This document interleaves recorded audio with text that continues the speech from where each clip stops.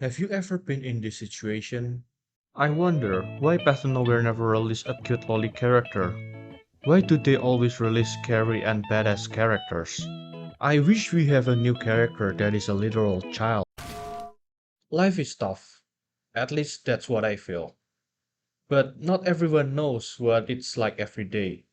You wake up in the morning and go to school just so people can test you and prove you're a fool.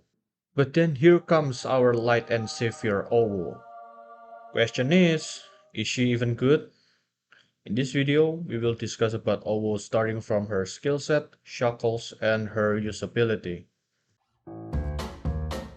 OwO is a new S-rank Endura sinner which released in Path to Nowhere Chinese version a few weeks ago, at least when I start making this video. Usually I don't discuss about new sinners characteristics cause most of them are not really important to talk about, but this one is a little bit different. Check this out. OwO's characteristic allows OwO to block 2 enemies, pretty basic for an Endura.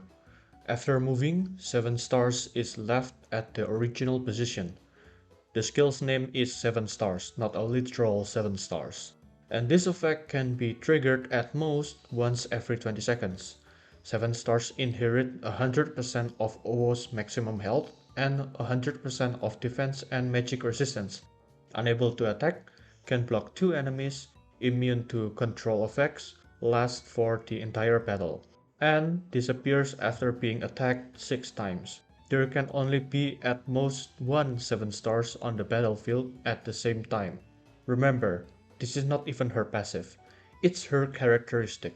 Now, this characteristic is kinda niche. This characteristic will be pretty useful for boss fights with less small enemies since it will allow 7 star to last longer in the battlefield. However, this characteristic will be kinda useless if you're fighting against large amount of enemies or enemies with high attack speed. OwO's ultimate costs 30 energies and deals 1 core damage to all enemies in her ultimate range just like shown, and gives all allies within her ultimate range a 30% crit rate buff for 10 seconds.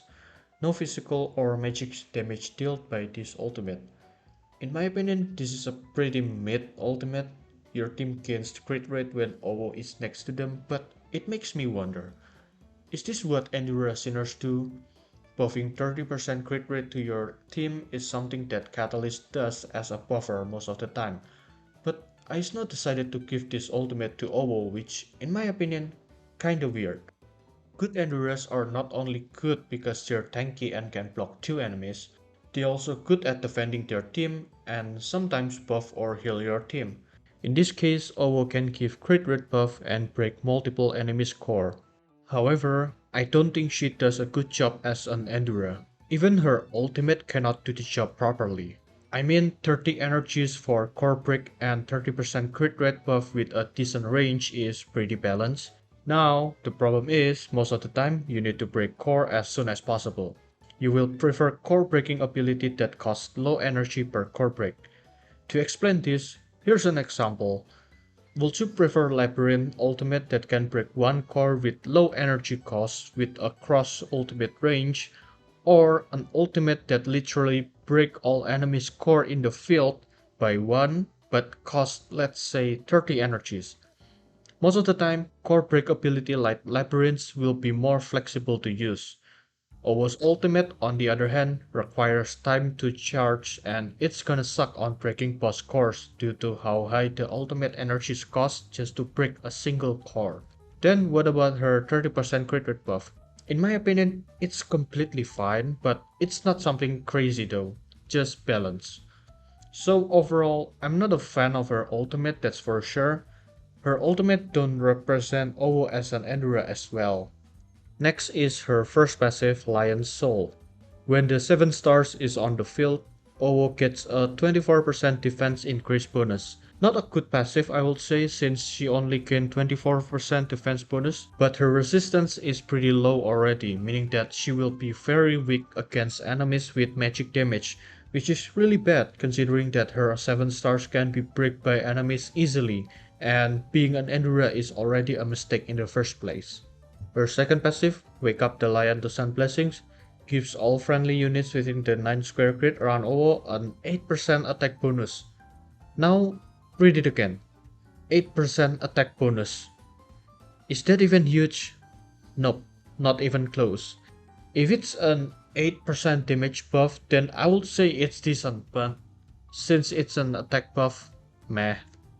Our final hope is OWO's exclusive champion, Famous Lion. OWO throws orb towards the designated friendly sinner to bless. When the friendly sinner carries the orb, they will get a 10% damage increase buff. This effect can be stacked up to 2 layers and last until the battle is over. Release the ultimatum again to transfer the orb. When releasing Famous Lion, the Lion Head 7-star will throw an extra baby orb. Famous Lion has a 5-second cooldown after each use. This Scramble is, I would say, pretty good. You just need a little bit of time to throw the orb to your attacker sinners. Now, you might be confused by her skill set overall. She has a pretty bad ultimate in terms of core breaking and a pretty bad passive in general. But her crit rate buff is decent and even her exclusive Scramble is pretty broken. Her ability for being more offensive as an Endura makes her weak in terms of her durability, but it actually makes her more viable in general stages compared to more defensive Endura like Demon and other Endura sinners we all know today. Sometimes it's hard to accept that healers can be an OP damage dealer, same thing as OWO that does the job of a supporter and buffer. So should you upgrade her if you get her from Darren Banner?